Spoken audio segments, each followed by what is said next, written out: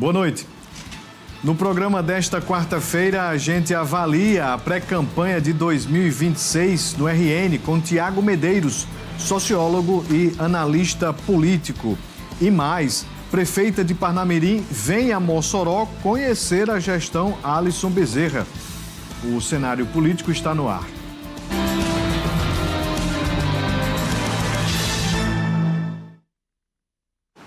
Boa noite para você, minha amiga telespectadora. Boa noite para você, meu amigo telespectador. Estamos começando mais uma edição aqui do Cenário Político TCM, ao vivo para todo o Rio Grande do Norte. Muito obrigado pela audiência, você que nos acompanha aqui em Mossoró, você em Natal, Pau dos Ferros, Apodi, você nos acompanhando também em Açu, onde quer que você esteja com a televisão ligada, acompanhando a gente.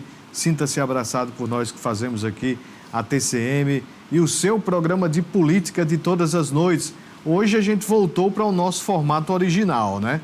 Na terça e na segunda-feira nós apresentamos pesquisas dos 100 dias de dois municípios importantes aqui da nossa região. Pau dos Ferros na segunda-feira e nessa terça Areia Branca com o prefeito Souza. Então, você aí, se perdeu o nosso programa, está lá no YouTube, viu? Assim como todas as edições aqui do nosso Cenário Político TCM. E o grande diferencial dessa parceria TCM-TS2 na divulgação das avaliações dos 100 dias é que o gestor vem até aqui, o estúdio, e fala, e detalha, e traz ali a avaliação, a análise sobre os números apresentados. Bacana demais, hein? Próxima semana tem mais pesquisas aqui na TCM. Estamos organizando pesquisa de Mossoró, pesquisa de outros municípios e tem pesquisa de outras regiões também, hein? Tem pesquisa lá do Seridó e claro que a gente vai acompanhar tudo ao vivo aqui na tela da TCM. Hoje a nossa entrevista é com Tiago Medeiros, analista político, compreende muito bem também este momento de articulação que os políticos estão fazendo. Está faltando muito tempo para o pleito, mas é justamente este o momento que se tem para afinar alguns pontos, alguns detalhes. A gente fala também sobre a polarização do Brasil. Será que vai representar alguma coisa aqui para o Estado também? Todos os detalhes daqui a pouquinho. Antes da informação, vamos de informação porque a Prefeitura de Mossoró fez hoje a entrega da reforma de um dos espaços mais tradicionais aqui da cidade. A Central de Abastecimento Prefeito Raimundo Soares, conhecida popularmente como Cobal, a Cobal lá do centro da cidade. A solenidade aconteceu nesta quarta e a obra recebeu investimentos de aproximadamente 4 milhões de reais numa área de mais de 7.300 metros quadrados. Acompanhe o que disse sobre isto o prefeito Alisson. Nós fizemos todas essas obras sem que nenhum dia um comerciante deixasse de trabalhar. Nós conseguimos conciliar a obra com os serviços e junto com os comerciantes vendendo, trabalhando. Nós tínhamos peixeiros que estavam trabalhando aqui ao ar livre. Na chuva, no sol, não tinha organização, não tinha limpeza, não tinha segurança alimentar. E eu assumi o compromisso com esses peixeiros, de dar a eles um local digno. Assumi o compromisso com eles de dar um local especial para eles trabalharem. E hoje nós chegamos aqui e entregamos esse local para eles. Agora eles estão dentro da Cobal, trabalhando com sua banca. Nós garantimos a acessibilidade completa de toda a Cobal e garantimos também a guarda municipal 24 horas por dia aqui. Então, a guarda municipal está presente 24 horas na Cobal, dando segurança para os comerciantes. O que é que foi feito tanto, prefeito, aqui? Toda a parte de instalação elétrica, que antes a instalação elétrica era embutida no chão, no piso. Então se misturava justamente a líquido que escorre com energia, com água, né? Então a gente tinha um perigo gigante aqui e por muitas vezes caía a energia ou tinha curto-circuito. Então agora toda a energia ela foi suspensa, toda a parte de instalações elétricas está suspensa, e na próxima cobertura, toda a cobertura ela foi refeita, todo o piso da Cobal, dessa parte externa, foi construído. Nós ampliamos a quantidade de box, certo? Ampliamos a quantidade da feira livre também, né? E também nós fizemos toda a parte de pintura, fizemos toda a parte também voltada às instalações dos banheiros. Então hoje a Cobal conta com banheiros novos. Aí tem a parte de administração, a parte da guarda municipal. Então tudo isso nós conseguimos fazer e que deu uma condição muito melhor de trabalho e também do cidadão que está comercializando aqui dentro da Cobal. Muito importante este tipo de obra, porque beneficia o comerciante, quem precisa ganhar o dinheiro, e também a população que precisa do espaço bem organizado, bem estruturado para poder fazer a sua compra, ter uma maior tranquilidade na hora de fazer a sua feira. Quando a gente fala sobre Cobal, a gente lembra sempre dos produtos regionais, de fruta boa, de cereais, de fato, ali que tem qualidade, e quando junta com a estrutura realmente é algo que melhora bastante. E quem participou desta inauguração, como você viu ali nas imagens, foi a prefeita, a professora Nilda, lá do município de Parnamirim. A gestora falou sobre esta agenda, o prefeito também. Tenha dúvida que nós estamos com um total diálogo, um diálogo administrativo muito importante. A cidade de Parnamirim é uma cidade grande, uma cidade de pujança econômica, pujança no comércio, pujança no turismo, né? Uma cidade extremamente visitada, porque nós temos em Parnamirim um celeiro do turismo do Rio Grande do Norte, né? Está lá presente. Então é uma cidade que ela é atrativa e ela é importante do ponto de vista histórico. Veja, os americanos vieram para cá, para o Rio Grande do Norte, para o Brasil, e foram a partir lá de Parnamirim. Então, é uma cidade de pujança muito importante para o Estado. Então, a prefeita Nilda assumiu, está fazendo um grande trabalho. Nós estamos aqui para fazer parcerias para que a gente consiga pegar ideias que Nilda está executando lá em Parnamirim, trazer para Mossoró, ideias de Mossoró levar para Parnamirim, e com certeza vamos aí visitar as secretarias com a prefeita Nilda, e tudo que ela precisar, estamos aqui à disposição da cidade para que a gente possa contribuir. O que leva de experiência do Mossoró? Nós estamos hoje aqui, eu já quero agradecer o acolhimento aqui do nosso prefeito que está mudando a forma de se fazer gestão em um órgão público, e nós estamos aqui para fazer essa troca de experiências, principalmente no que se refere ao planejamento, ao setor de compras, já que em Mossoró, a forma que Alisson, prefeito atuante, presente, que dialoga com as pessoas, está dando certo. Então, é isso que a gente veio aqui fazer, buscar esta experiência que está dando resultado, viu, prefeito? E muito obrigada pelo acolhimento. Lá no Meio-Dia TCM da 95 FM, nós entrevistamos a prefeita Nilda. Nós falamos um pouco sobre a história da vida dela na política. Ela comentou sobre esta agenda aqui em Mossoró, o que é que está levando lá para Parnamirim. Falou também sobre 2026, e nós perguntamos: basta você clicar lá no YouTube 95 FM Mossoró, no Meio-Dia TCM, Tássio Araújo e eu entrevistamos a prefeita, uma conversa muito agradável com a prefeita. Bem, vamos iniciar aqui a nossa conversa com o Tiago Medeiros, sociólogo e analista político. O Tiago está agora virtualmente aqui conosco, acredito que está em Brasília, não é isso, Tiago? Seja bem-vindo aqui ao nosso cenário político TCM. De início, gostaria de questionar a você como é que você observa um cenário tão antecipado sobre 2026. Muita gente falando sobre as eleições gerais do próximo ano, só que está faltando ainda muito tempo para isso. Como é que você observa? Boa noite. Boa noite, Rodolfo. Boa noite a todos da TCM. Boa noite também a todos que estão nos vendo, os telespectadores, né, dessa TV maravilhosa. Eu já tive muitas oportunidades de passar em Mossoró e sei o trabalho que vocês fazem hoje em praticamente todo o estado. Parabenizar, inclusive, também por essa ação das pesquisas, que eu acho que é tão importante que a gente possa ter esse tipo de avaliação. Sei que 100 dias não se dá para resolver todos os problemas de uma cidade, mas, de fato, é importante até para o próprio gestor e a população entender o rumo, que as gestões estão tomando. Com relação, Ronúvio, à questão da antecipação das eleições, eu acho que é um conjunto de vários fatores que acabam trazendo isso à tona. Eu acho que poucas pessoas lidavam com esse processo, porque ele não era tão público, mas o processo da escolha, ou seja, daquele nome que vai para uma urna, é um processo que começa sempre muito antecipado. Por quê? Porque o nome que chega na urna é o nome de consenso, né? Um nome que disputa um campo, né?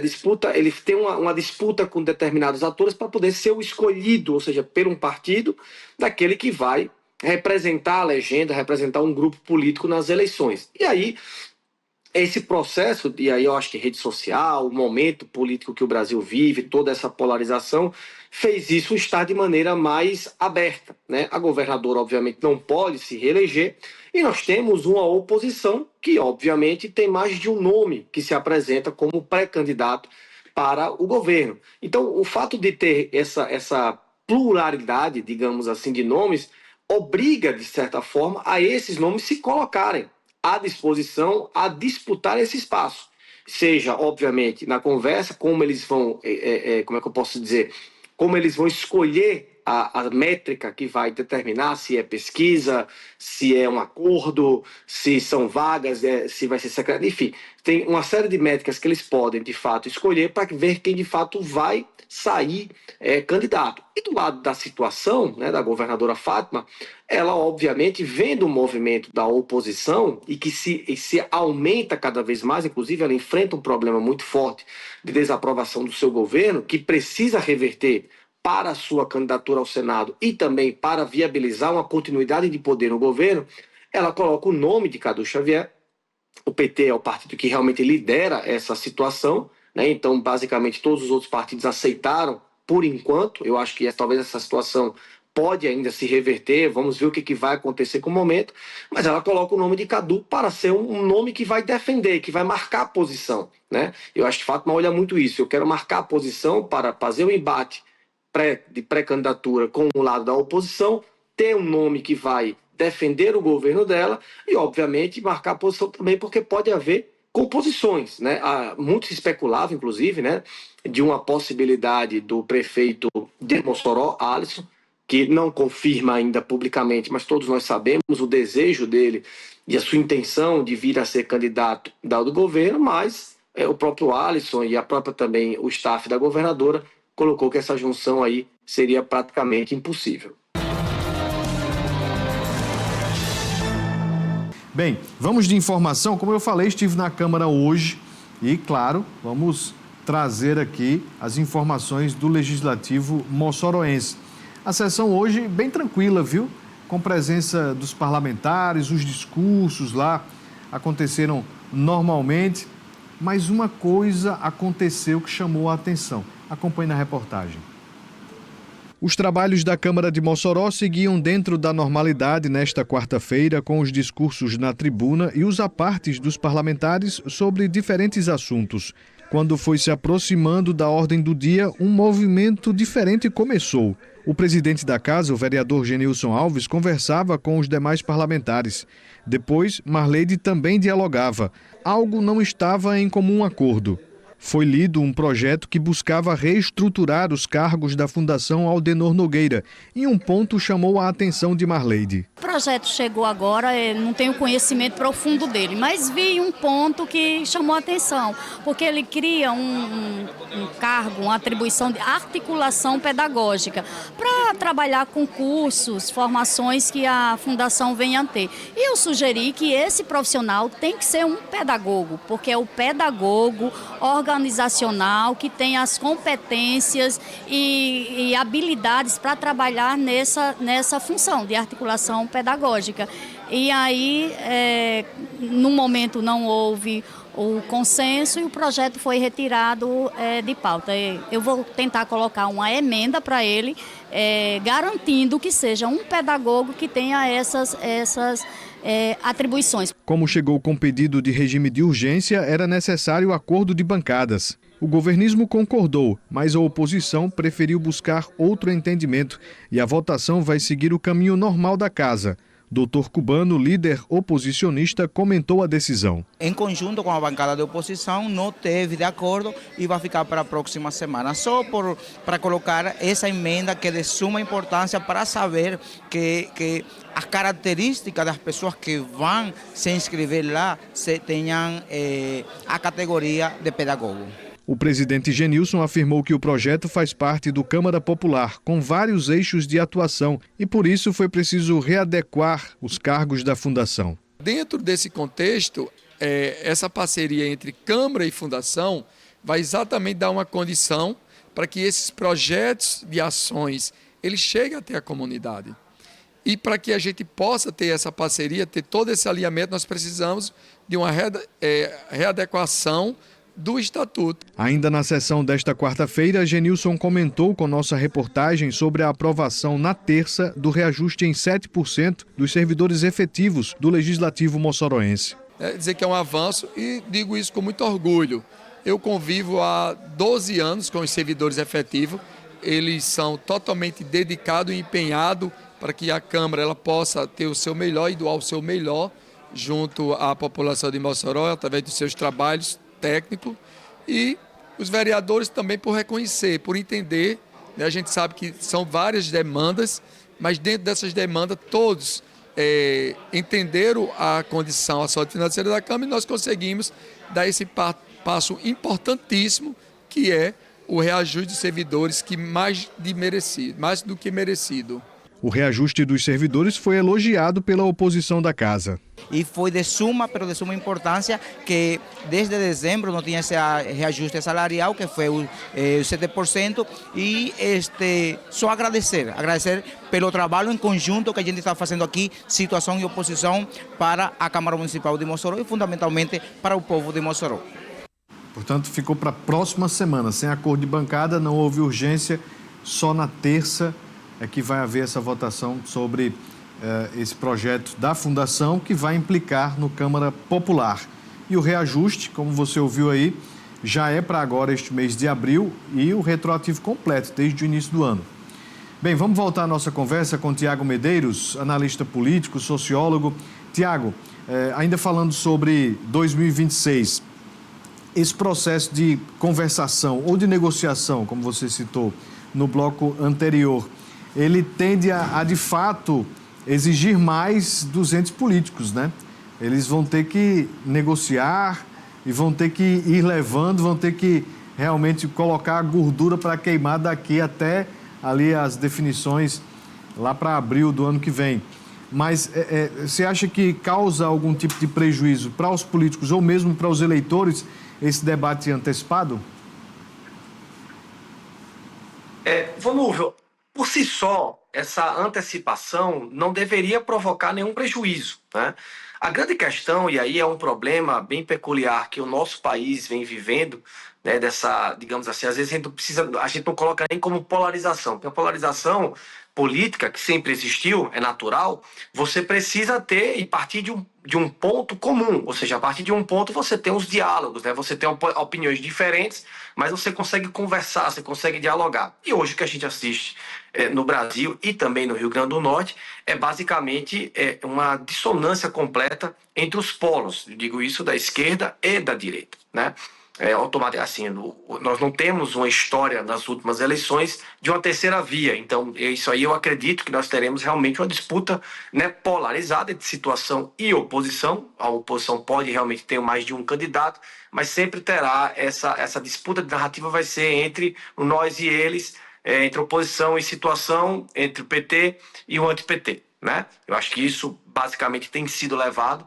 E aí isso daí realmente é um prejuízo para a sociedade, a partir do ponto de que nós nos preocupamos nessa antecipação de um processo eleitoral sem discutir, por exemplo, um desenvolvimento do Rio Grande do Norte, né? Sem discutir aquilo que o Estado necessita para se desenvolver. Ou seja, não é discutida uma agenda de desenvolvimento. Inclusive, recentemente, no artigo que eu escrevi, eu coloco exatamente sobre isso, sobre esse pacto por um desenvolvimento do Estado do Rio Grande do Norte, que a classe política, principalmente esses atores que entram em cena muito fortemente, porque esses atores, seja, por exemplo, o próprio prefeito Alisson, nós temos o Stevenson, nós temos a governadora Fátima, nós temos o Cadu, nós temos o Rogério Marinho, né? Vários atores que entram em cena nessa disputa, eles ganham espaço na mídia, né? E poderiam ganhar esse espaço para exatamente discutir um desenvolvimento, ou seja, as soluções para o nosso Estado. Veja bem, Manu, assim, o Estado do Rio Grande do Norte e o momento que o Brasil vive com as questões internacionais, principalmente do presidente Trump, dos Estados Unidos, de tarifas, etc., abre novos horizontes para o nosso Estado, né? Mas a gente não discute isso. Você tem questões, por exemplo, das energias renováveis, você tem as discussões envolvidas com o nosso porto, você tem discussões, por exemplo, que envolvem a questão dos data centers, que são uma oportunidade para o Nordeste, né? O nosso vizinho aqui, o Ceará, já começou a olhar para isso, tem o hidrogênio verde. Então, pouco eles vão falar sobre isso, é muito mais um contra o outro. E aí, nesse sentido, realmente, que a gente acaba perdendo um pouco a linha, né, no sentido de sociedade poder se usufruir desse debate. Infelizmente, o debate ele não tem se mostrado ainda com um aspecto positivo, ou seja, um debate fraco. O debate ainda está sobre a perspectiva dos líderes políticos, né? Não chegou ainda às bases, não chegou ainda às pessoas. O que as pessoas querem sobre o futuro do Rio Grande do Norte? Exatamente, Rodolfo. Essa é, eu acho que talvez pode ser o grande trunfo, né? Talvez eu acho que pode ser o grande diferencial para um desses pré-candidatos que deseje chegar mais na população, porque assim, a questão da polarização e dos seus extremos, ela é limitada, né? Quando você pega o espectro de um eleitorado, por exemplo, né? Um eleitorado que vai estar ali para 2026, normalmente você tem 30% de um lado, né, da esquerda, 30% da direita, mas você tem ainda 40% que é um eleitor que chama de eleitor médio.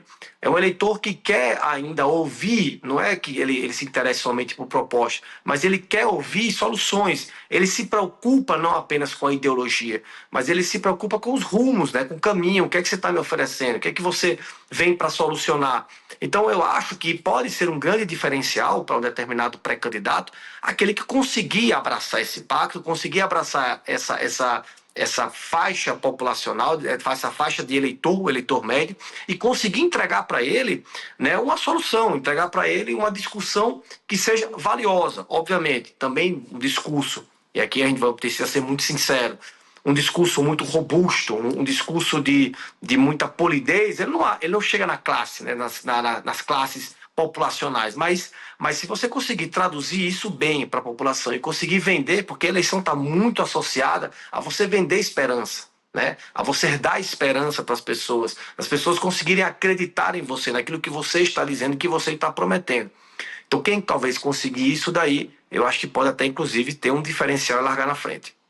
Ô Tiago, a gente fala sobre as eleições aqui no Rio Grande do Norte, né? Ou seja, as eleições estaduais, mas a gente está vendo também muito acontecer nas discussões políticas sobre as eleições gerais, eleições presidenciais para 2026. Brasília ferve, né?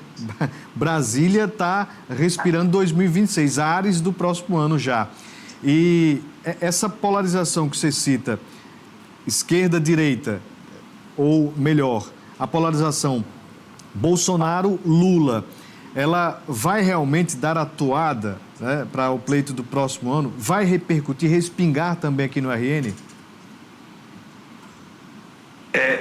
Você foi muito feliz, né? Porque não se trata nem mesmo da direita versus esquerda, mas se trata de dois grandes fenômenos que nós temos visto na nossa política democrática nos últimos anos, que é o lulismo e o bolsonarismo, né? Os dois grandes símbolos. De fato, Brasília, onde eu tenho andado aqui, não se fala de outra coisa já nos aspectos, primeiro, da parte governista, corrigir os rumos do governo, o governo conseguir entregar, o governo sofreu nesses primeiros meses do ano, vem sofrendo desde, na verdade, e nesse início do ano de 2025, sofre com a questão da inflação, né? Ou seja, Lula começou a visualizar uma queda sua de popularidade. Eu não acho que é apenas um aspecto comunicacional, eu acho que é um aspecto que vai mais além. O governo precisa entregar mais, o governo precisa, né, como chegar na ponta, como a gente diz. Então, esse é o grande desafio, né, para a situação. Eu estou colocando isso porque assim, eu acredito que Lula é sim o candidato à reeleição. Não vejo a esquerda com outro nome, eu acho que o nome de Lula é o único nome posto, né? Trabalhar outro nome seria muito arriscado, né, só realmente se tivesse um problema seríssimo com o presidente. Então, essa é a motivação hoje do governo, melhorar a nossa popularidade. A oposição vai tentar barrar isso. Por quê? Porque envolve, e o PT sabe muito bem isso, o PT venceu 2 reeleições, venceu a reeleição de Lula, né, do Lula 1 para o Lula 2 e venceu também a reeleição de Dilma, né? Bolsonaro foi o primeiro presidente dessa era democrática, pós-democratização, que conseguiu perder uma reeleição, porque você tem um orçamento muito grande, né? Então você consegue fazer políticas e consegue fazer uma distribuição de políticas sociais, etc., mexer na vida da população, obviamente para melhor, para poder conseguir melhorar a sua avaliação de governo. E o governo está um pouco mais tranquilo, acho que o sinal amarelo acendeu, o governo viu nas últimas pesquisas, agora recente, semana passada para cá, uma estabilização, né? O governo ainda não conseguiu melhorar, mas ele conseguiu estabilizar a queda, né? E agora eles vão olhar para os pontos focais. E, inclusive, o Nordeste é um ponto focal, tá, Vonúvio? O Nordeste é uma atenção especial, pelo que eu tenho passado nos ministérios e conversado. O ponto focal é trazer de volta a popularidade do governo Lula para o Nordeste, porque é a região que dá sustentação eleitoral para o presidente. Já a oposição, ela tem uma situação diferente. Por quê? Porque ela vai precisar ver qual é o nome que sai, né? Eu acho que Bolsonaro vai fazer uma estratégia muito parecida com o que o PT fez na época de Lula, né, da Lava Jato, etc. Vai manter o nome de Bolsonaro o máximo de tempo possível, e ele realmente é o líder que capitaneia isso daí. Você pega todas as pesquisas, mesmo Lula em queda na sua avaliação de governo, nenhum nome fora de Bolsonaro consegue ser muito competitivo com Lula, né? Fala-se o nome de Tarcísio, mas Tarcísio tem uma reeleição praticamente programada, batida em São Paulo. Ele vai abrir mão, será que a direita vai abrir mão de governar a cidade, o maior estado, né, para de repente ter uma disputa lá e que não sabe o que vai acontecer, para uma disputa também nacional, que é muito difícil contra um partido que tem experiência eleitoral muito forte. O PT sabe disputar a eleição e, estando na cadeira, é mais forte ainda, né, contra uma figura de um poder enorme, que é o presidente Lula, talvez um do poder político, o capital político maior que tem no Brasil, seja realmente o dele. Então, é um risco, né? Então, você vai ter outros nomes, como Ronaldo Caiado, você tem Ratinho Júnior, fala-se também dos popstar, né? Gustavo Lima, etc. Então, assim, eu acho que a oposição agora, a primeira ponto dela é como vamos manter o capital político do bolsonarismo, né? Vamos manter vivo o Bolsonaro. Então tem a disputa que Bolsonaro judicial que está enfrentando. Eles precisam reativar as bases, precisam reativar o bolsonarismo, né? O bolsonarismo como surgiu, realmente de maneira radical, porque isso faz, de certa forma, faz a militância ir para a rua, né? E eles precisam disso. E aí eu acho que o segundo ponto em Bolsonaro realmente se configurando, se for julgado, preso, etc., aí teria que fazer a transferência desse capital político, e aí teria que ver realmente o nome que poderia substituir. E aí isso daí a gente está olhando de nomes, né? Mas também Brasília respira uma outra luta muito forte, que é a briga dos partidos, né? As federações que estão para acontecer, os partidos que podem ficar na base, os partidos que podem sair da base. Então essa aí é o fogo, né, que está acontecendo em Brasília já em vistas 2026. Vamos de informação. Como eu disse, estive lá na Câmara de Mossoró e conversei com o vereador Cabo Davidson, que usou recentemente as redes sociais para fazer cobranças aos seguidores. O parlamentar, ele disse que os vereadores governistas e o prefeito precisam ser marcados nessas cobranças. Acompanhe. Então, a função típica do vereador é sim, gente, fiscalizar e legislar. E o vereador vem fiscalizando. Mas o jogo democrático também permite que o cidadão fiscalize os serviços públicos. Nós, vereadores, eu fiz as contas, a gente passamos pela 14ª sessão na Câmara.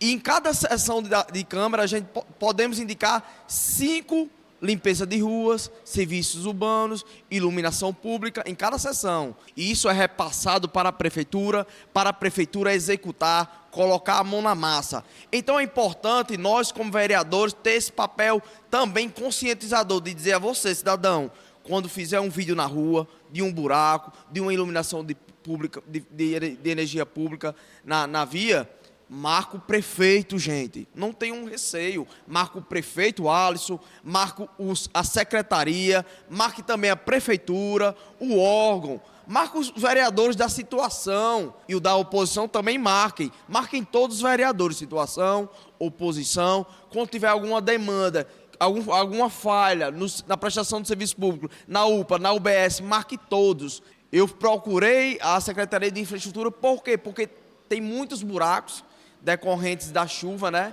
Nesse período. E eu disse, Rodrigo, muitos buracos na rua. No meu bairro, na esquina tem um buraco que cabe uma moto dentro. Tem outra cratera na frente. Aí, Davidson, tenha paciência. Eu tive uma resposta de Rodrigo. Tenha paciência. A previsão é que para maio começamos a fazer essas reformas. Então, beleza, Rodrigo. Então, maio eu retornarei aqui e cobrarei. Mas não é só eu não, o Cabo Davidson não. Eu conto com o apoio de vocês, da população. Marque o Cabo Davidson, marque o prefeito Alisson. Vai dar muito mais engajamento e eu tenho certeza que a resposta vai vir mais rápida. Depende do engajamento de vocês por uma Mossoró melhor, gente. Marque o Cabo Davidson. É, meu amigo, mas marque os demais também. Um abraço aqui para o Janilson, lá do bairro Belo Horizonte, também o professor Antônio Félix e o João, diretor da UPA do Alto de São Manuel. Bem, vamos já pegar esse gancho com o nosso entrevistado de hoje, Tiago Medeiros. Tiago, o vereador está falando uma coisa que antigamente era assim, para fazer cobranças tinha que fazer os cartazes, pregar na fachada da prefeitura, um carro de som ligado no meio da rua, cobrando, seja lá o que for, o calçamento, UBS, enfim. Hoje não. Hoje é redes sociais. E essa cobrança é por marcar o político lá. A cobrança tal e o arroba do político. A internet está cada vez mais presente também na política. Como é que você observa esse movimento, hein, ô Tiago?